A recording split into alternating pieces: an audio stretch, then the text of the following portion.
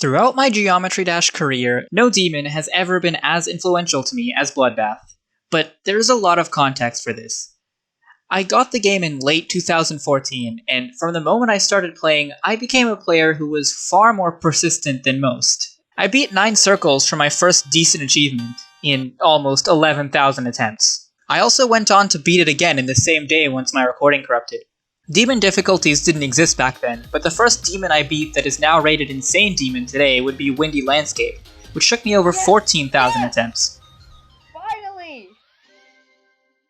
Then I started a challenge with a friend to see who could beat Supersonic first as their 100th demon. He would go on to give up on the level, back out of the challenge to beat another demon as his 100th, then come back to it and beat it before me, all while I kept practicing.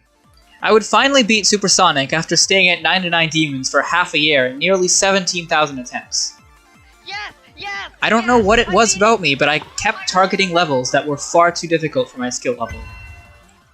When I beat Supersonic, I did it shortly after getting a new laptop, which had a 120Hz screen. Naturally, I thought, hey, I have a high refresh rate now, may as well try Bloodbath. So, for the next 2 months I'd grind away at the level, far more determined than I really should have been to beat it. After playing it for around 20, maybe 25,000 attempts, I started making decent progress. On March 12th, 2017, I did a run of 66 to 100. 3 days later, I recorded a run of 33 to 100 and uploaded it to YouTube. And that was the last video I'd ever upload to this channel. See, I was incredibly determined to beat this level, and I wanted to tell people I took a huge jump from Supersonic to Bloodbath. I'd be putting in around 1,000 attempts on the level every day, and Bloodbath was basically the only level I'd ever play when I opened GD. And eventually that motivation would dissolve, and the inconsistency would get to me. I'd do thousands of attempts from zero, and only 1 in every 50 would even make it to the start of Michigun's part. Despite this, I still managed to get to crack a couple of times, but sometime in 2017, with a record of 47% and 29,790 attempts, I would give up. It totally burned me out, and I quit the game. Fast forward almost 3 years. It's January 2020, and I'm in a voice call with a few friends on Discord in a totally unrelated community. One of them was screen sharing, an open GD. A few of us in the call had also played the game at some point, and for some reason we decided to start working on a chaotic beam collab. And thus, this level was born. If you, for some reason, want to see all of it, the link to the video is in the description. But anyway, over the course of a few days, the collab was made, and I verified it in around 1,300 attempts. And somehow, making a dumb meme level with my friends got me back into the game. It's up on my account if you feel like playing it.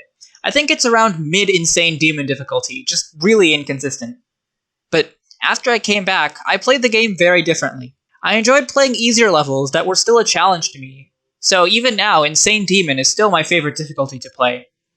I did try to practice Bloodbath for a bit, but I couldn't even do 85 to 100, let alone beat it from 33. Besides, I didn't want to ever spend more than a few thousand attempts on a level again, so I didn't set my sights on extremes. Even though all those attempts on Bloodbath didn't result in a completion, I still gained a lot of skill from it. I kept playing the game casually, and honestly enjoyed it a lot. It was great to find rejuvenated interest in a game I used to love, especially when I was quite skilled already. After I got a new hardest demon for the first time in 3 years, it didn't take me nearly as long as Supersonic did. And over the next few months, I'd gradually step up my hardest a few times, but I'd still be mainly playing Insane Demons and below. I beat Cataclysm! Oh my god! What the hell? Yes! Let's go! Oh, fucking hell, but that's the one I remember. Yes! Yes, I beat it! Ah! After the grind I went through to beat Allegiance, I felt like I really didn't want to try to beat Extremes anymore for the time being, so that really set me off course for this. But that unfinished challenge would always sit in the back of my head. And to be honest, until a few days ago, I didn't think I had any chance of beating this level soon at all. I did finally beat my record after 3 years, but by then I was still only getting to Michigun's part 1 in every 30 attempts. I would occasionally play the level for a bit, but I knew not to get too invested, as I remembered what happened last time. 61. Oh my god. Oh my god, I beat my record. But as I was playing GD again, I got the idea to revive this channel, and planned on doing that as soon as I got my new laptop, which I received 4 days ago. So yes, I am alive and will be uploading more GD related videos in the near future. And armed with the power of not lagging anymore, I continued practicing Bloodbath and improved my consistency, but of course, not without my fair share of fails. I got 69! I died during the auto part! Ow. How? When I got 33 to 100, this level was in the top 10, and I was just 7% away from getting to the list requirement of 54% at the time. Now it's sitting at number 116, and over 600 people have beaten it.